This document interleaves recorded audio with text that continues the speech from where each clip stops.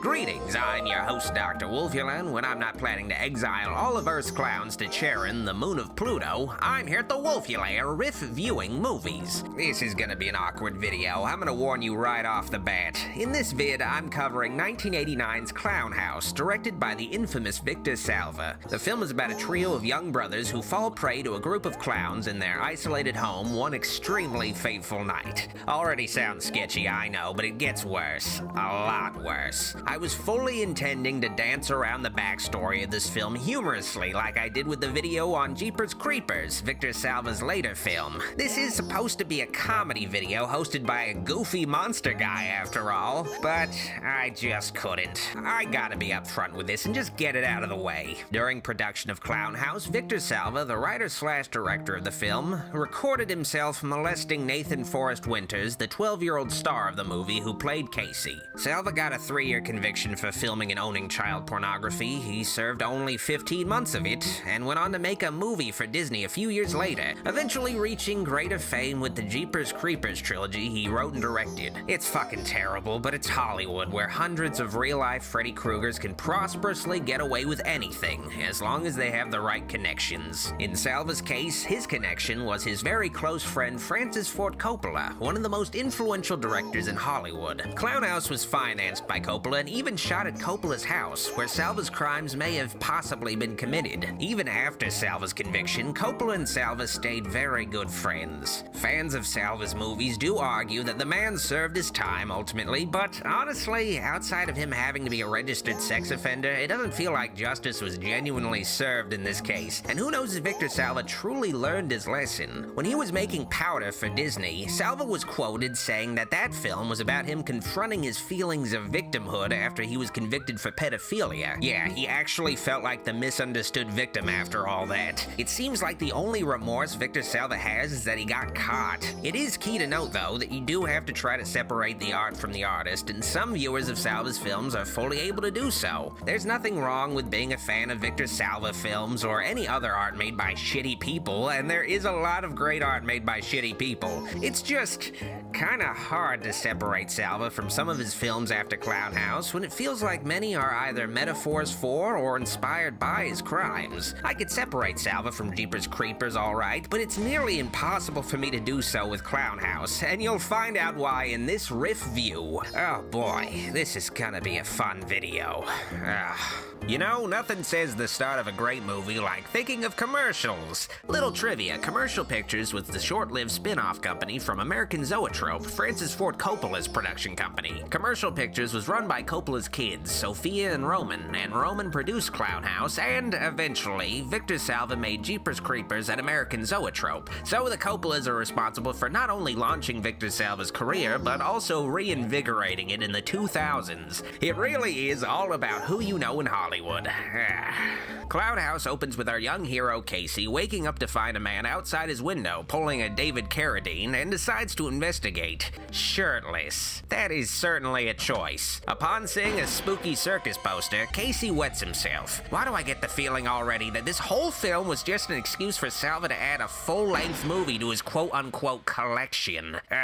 If you think things are uncomfortable now, wait until the next scene. The next morning, the hanging guy is still hanging from the tree. You know, in this workaday world, it's just so easy to miss trivial stuff like dudes dangling from a noose in front of your home when renovations inside the home need to be discussed. When are we gonna start fixing this place up? Anyway, Casey's older brother Jeffrey greets the morning in, of course, his briefs, and walks in on the oldest brother, Sam Rockwell, jacking off. The Sam Rockwell jack-off footage is locked up tight in the Victor Salva vault. You ever walk into me like that again, I'll step on your face. Something tells me Victor Salva would be into that. Okay, so I'm of course not even going to show it censored, but this scene depicts Casey naked from the waist down getting dressed. I'm fucking serious here. I don't know why it's necessary for the movie to show a 12-year-old boy's ass, especially after what happened to the boy on the set of this film. I don't know why the editors didn't cut it out. I know very clearly that the director needed to see that shot, but he was fucking in prison getting passed around. I don't think we need to worry too much about his vision being preserved.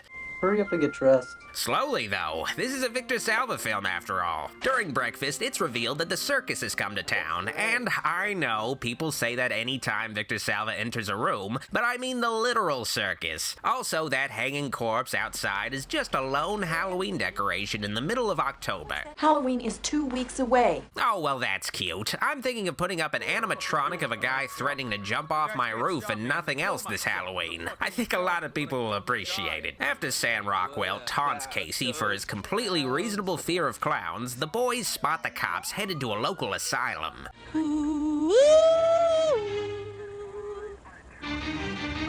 I'm crazy! God, I am so thankful that Sam Rockwell got better at acting after this movie. This is not a great start for him. Later that night at the circus, Casey urges the boys to visit a fortune teller who literally looks like Victor Salva in drag. Oh dear God, no. Soft hand. It is good to be soft. Madame Salva reads the boy's palm and finds his lifeline has been cut short, instructing the boy to beware of future danger. Precious life cannot be long. If only she was a real fortune teller, she might have been able to help this kid out. Watching a circus act later, Casey spots a lone clown who has singled him out of an entire circus crowd and beckons him to, I don't know, do whatever clowns do alone with kids backstage. I'm sure the director has an idea of it, being a giant clown himself. During the show, Chizo the clown requests Casey's participation in the most genuinely creepy way imaginable, and, much like his creator, it seems that Chizo hasn't heard of the word consent.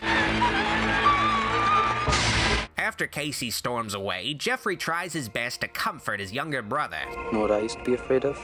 Still sort of am. The Wolfman. Oh, I don't see how anyone can be afraid of wolf-like creatures. Ridiculous. After the high level of embarrassment that just happened, Casey wins a surprisingly not-rigged carnival game. Oh dear God, a clown doll that laughs on its own? No wonder that game was so easy to win. They're trying to get rid of this shit. Meanwhile, a group of mental patients flee to the circus and one of them observes the making of a balloon animal intently. This is Victor Salva's ASMR video. As the circus wraps up, the younger brothers meet up with the future star of Moon to call it a night. What the hell is that? It's a clown, Sam Rockwell. Is it not obvious? Elsewhere, the clowns are also winding down and prove to be even creepier out of their makeup. Most kids are dying to get up there with the rest of us. Amid this declowning is the sound of screams, which are commonly heard at both circuses and Victor Salva film sets, but these screams are followed by a blackout. The clowns aren't intimidated, though, because they're so used to being the scariest thing you can see in the dark. Unfortunately, one of the clowns gets jumped by a mental patient. Georgie? Wait, the clown is named Georgie? How ironic. Eventually, all of the clowns get ganged up on, to the sound of monkey screams. Alright then. So, after a bit of murder, the gang of mental patients dress up in the more conspicuous attire of clowns. They'll really blend in, at least as long as they're hanging out with Victor Salva. If I didn't know any better, I'd think I was watching behind the scenes of RuPaul's Drag Race. Ha! He must be remembering a skit from Chappelle's show. That show still cracks me up. I'm Rick James, bitch. Classic.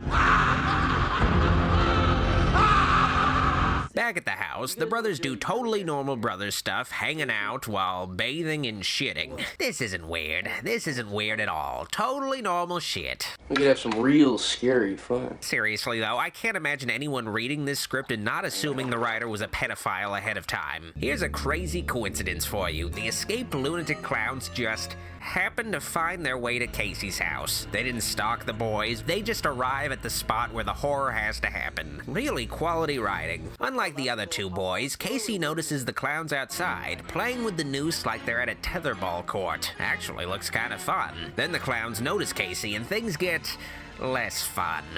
No, things are still fun. Casey, what was it? Something real or not, Case. While eating a handful of butter, Sam Rockwell proposes that the boys, for some reason, wander out of their isolated farmhouse at night to get popcorn before the market closes. It's almost 11. We never make it. We went on Old Jones Road.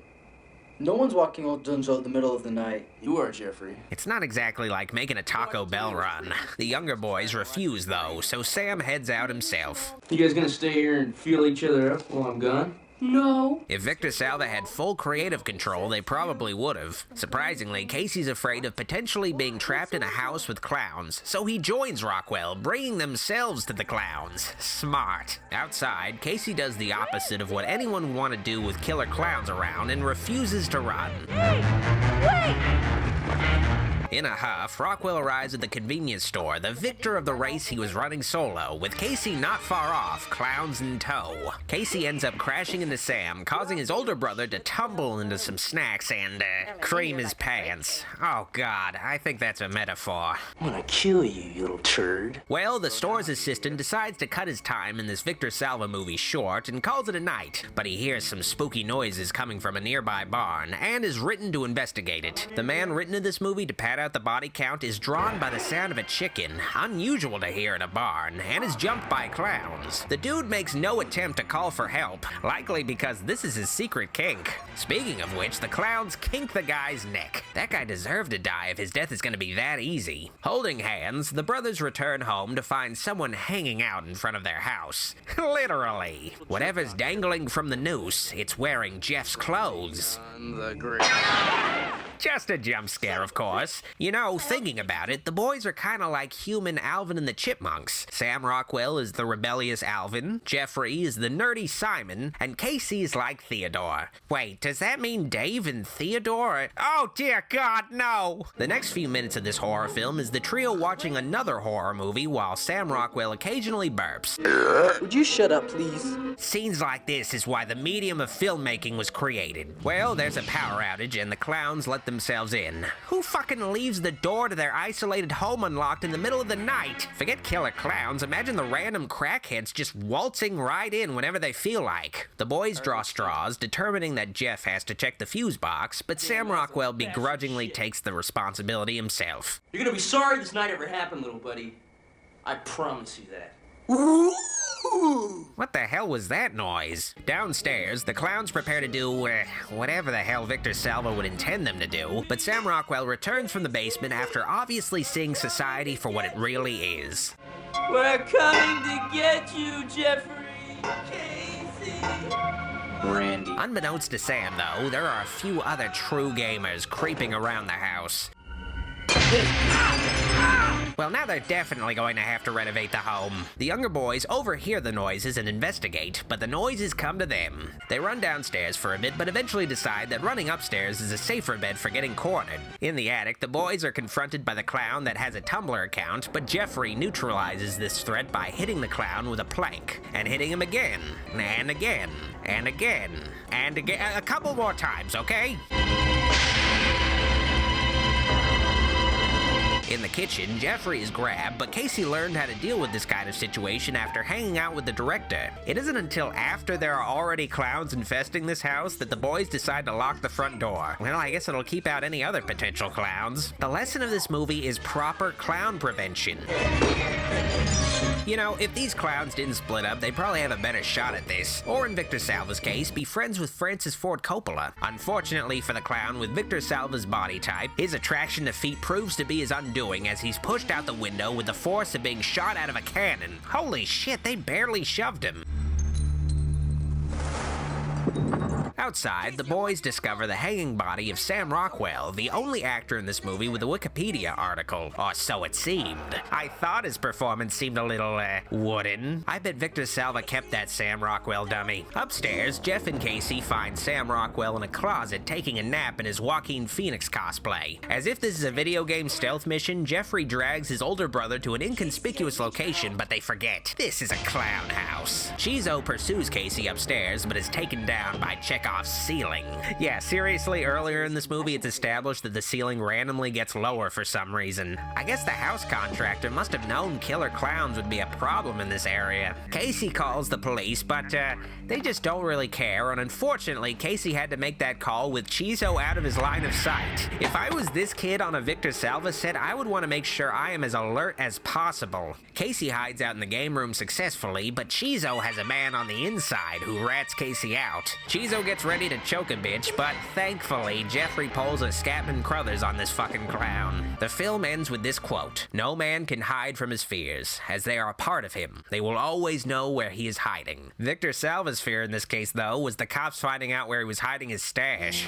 Well, that was unfortunately Clownhouse. Ignoring Salva's crime, it's not a terrible film. It's got an eerie atmosphere, and the clowns are spooky, but it's pretty mediocre and cliche. Everything about the escaped mental patients arbitrarily becoming clowns that find their way to the house of a boy who's afraid of clowns without actually seeing him at the circus first and targeting him makes the whole thing feel contrived, with only a fortune teller's prediction holding the premise together. It's truly unfortunate what happened while making this film. It might have at least gotten more of a cult following, but honestly, the early half-naked boy stuff is weird, even if a pedophile wasn't involved with it. Clownhouse is long out of print due to its controversy. The only way to watch the film is to track down an old DVD or VHS copy, a bootleg copy of it, or just torrent it. You're not missing out on much not seeing Clownhouse, but it's available in some forms, I guess. I give Clownhouse a regular clown out of the king of all clowns. I just realized that Victor Salva and John Wayne Gacy might be related. Dear God.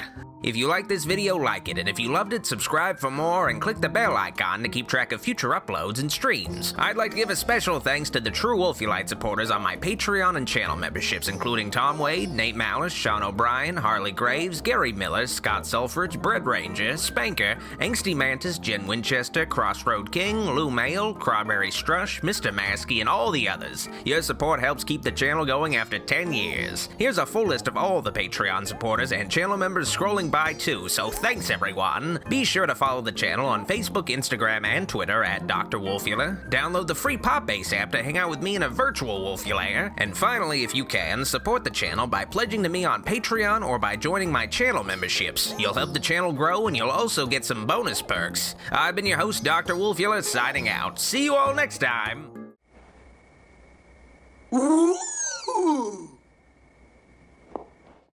I'm gonna fucking do it. I'm gonna jump. You guys can't stop me. I'm gonna kill myself. I'm gonna fucking jump. I'm gonna die.